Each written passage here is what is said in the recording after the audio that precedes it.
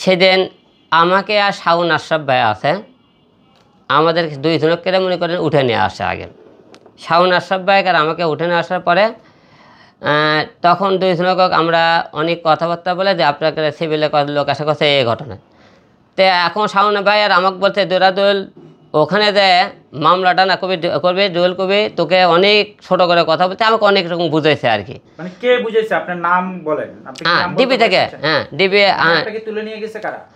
DB থেকে। DB আপনি তো নিজের ইচ্ছে যেতেন ওই ডিবি অফিসে? না, এখানে আমাকে এখানে শাওন আশরাফ ভাই আর আমাকে একটা দুটো কিছু লোকজন আসছিল, এবং শাওন আশরাফ ভাই আমাকে মনে করেন ঠেট দেবে, শাওন আশরাফ ভাই মনে করেন এনকাউন্টার দেবে চাই, বুঝছেন? আমাকে সরাসরি ওগুলো আমি কোনো দেখেন শাওন ভাই কিছু বলেন না আপনারা, আমি দিল আমাকে জন্য একটা নিরীহ লোক আপনি মারেন না।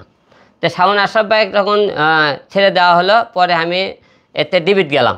ডিবিট গেলে আমাকে হারুন স্যার আমাকে বলে এই করো তাহলে তোমরা একটু বাঁচবা, তোমার বসে সাউন্ড হবে, নাহলে তোমাকে এনকাউন্টার দিই বলছে। তুমি রুহুল কবির রেজভী তোমাকে ছোট করছে, তোমাকে তো একটা সম্মানী ব্যক্তি অনেক কিছু বলার পরে তুমি হ্যাঁ তুমি তারপরে মামলা দাও। সেই মামলা দেওয়ার জন্যে আমি কোনো মামলা কীভাবে দেবো করছে। উনি ডিবি হারুন স্যার করলে কি ওই ফোন দিল, আপনি 10 কোটে ফোন দিয়ে ওর উকিলের কথা বললে, উকিলটার নাম ভুলে গেছে আমি, বলমনি উকিলটার নামটা কী জানি, তাকে ফোন করে তারা উকিল ঠিক করছে। এবং তারা একটা গাড়িও দিলাম, তুমি একটা গাড়িও দিল না, আপনারা অনেকে মামলা ওরে করছে নাম্বার বিন ছাড়া একটা গাইড গেছিলাম, অনেকে আপনার নিউজও করছেন যে হিরোর নাম্বার বিন ছাড়া গাড়ি ডিবি অফিস থেকে কেন গেল। ওরা ওই গাইড করে ডিবি অফিসে নিয়ে যায়, বলার পরে তুমি খালেদা জিয়ার বিরুদ্ধে এবং রুহুল কবির রেজভীর বিরুদ্ধে তুমি এই কথা বলবা। আমি তো সেদিন ওই জায়গায় না দিই, তাহলে আমাকে ওরা এনকাউন্টার দিতে চায়। আপনি হয়তো বলছেন ডিবি হারুনের কাছে তোমার তো সম্পর্ক ভালো ছিল, এত কেন বলেনি? খাওয়া দাওয়া করছে, তার সম্পর্ক ভালো ছিল, কিছু হলে আমি ডিবি অফিসে গেছি। আপনারা বলতে পারেন আমি সুবিধা নিচ্ছি কিনা, এখন হলে সুবিধা লওয়ার জন্য বলতেছি, তার বিরুদ্ধে এত দিন কেন বললাম না, এই কথা বলছেন। কিন্তু আমরা ওই জায়গায় সুবিধা গেছি, কিন্তু আমার কাজে ওই জায়গায় গেছে। আমি হয়তো কোনো ফেসবুক কোনো বিপদে বলে এই জন্য সাইবারে কোনো কাজে গেছে। তাছাড়া ব্যক্তিগত বিষয়ে আমি কোনোদিন কারোর বিরুদ্ধে কোনো মামলা দেওয়ার জন্য যাইনি, এবং কারোর বিরুদ্ধে কথা বলার জন্য। আমরা একবারই মামলা করার জন্য গিয়েছিলাম, সেখানে আমাকে মামলা করতে বাধ্য করেছে আপনারা, ওখানে ডিবি থেকে আমাকে চাপ দিয়ে বাধ্য করেছে। এবং রুহুল কবির রেজভী স্যারের এবং সাবেক প্রধানমন্ত্রী বেগম খালেদা জিয়াকে তাকেও নিয়ে কিছু কথা বলার জন্য এটাকে চাপ দেওয়া হয়। কারণ আপনি দেখছেন যখন আমি ডিবিতে যাওয়ার পরে কিন্তু হারুন স্যার নিচে আসে কিন্তু কথা বলছে, কিন্তু সাথে আমি কার সাথে বলছে যে হিরুল আলমকে সে সম্মানহানি করেছে, এই জন্য কথা বলেছে।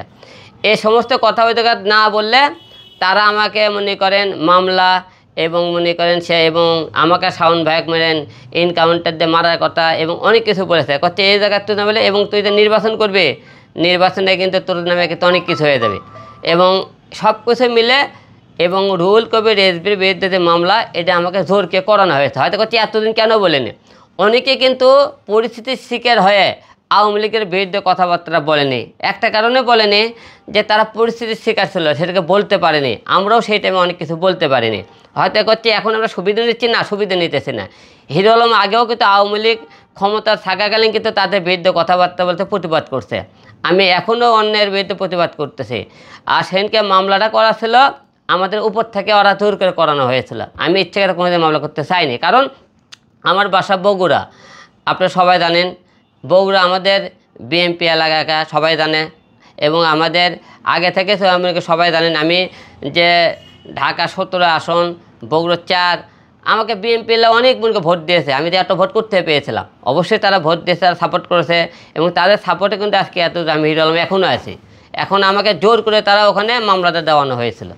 আচ্ছা, এখানে একটা কথা বলেন তো, আপনি মামলাটা না হয় চাপের মধ্যে পড়ে মামলাটা আপনি করছিলেন, কিন্তু কয়েকদিন পরেই আমরা আপনার মুখে এটাই শুনছিলাম যে আপনি সেই মামলাটি করতে চান না, ওই ধরনের কথা আপনি বলছিলেন যে সেটা যেটা হয়ে গেছে সেটা বাদ, আপনি তাকে ক্ষমা করে দিতে চান, এমন অনেকগুলো কথা কিন্তু আসছিল। তো তাহলে ওই সময় আবার কে চাপ দিল যে আপনি মামলা তুলে? আমি কোর্টে যাওয়ার পরে আমি নিজের বিবেকের কাছে প্রশ্ন করছি যে না, ওরা জোর করে বললে আমি মামলা, হ্যাঁ কোর্টে উঠে কিন্তু বলছিলাম যে আমি মামলা করতে চাই না, সে আমার বাপের বয়সে, তাকে মাফ করে দেওয়া হোক এই বিষয়টা, যে কোনো কিছু বললে আমি কিন্তু বসে আমি মামলা এটা করতে চাই না, আমি কিন্তু বলেছিলাম ওখানে। কারণ আমি নিজের বিবেকের কাছে প্রশ্ন করছি, আমি মানুষ মৃত্যুর ভাই আমি কেন একটা লোক সাজা দেবো আর কি, এটা নিজের বিবেকের কাছে প্রশ্ন করে গেছে, মামলা করতে আমি চাই না, তাই বলছিলাম। তখন বিবেক নাড়া দেয়নি নাকি? বাধ্য হয়ে করছে, যখন তো আমাকে জোরকে বাধ্য হয়ে করানো হয়েছে। আমি তো মনে করেন চাপের শিকার, মনে করেন আমার জন্য 2টা জীবন সব কিছু মিলে আমি করতে পারিনি।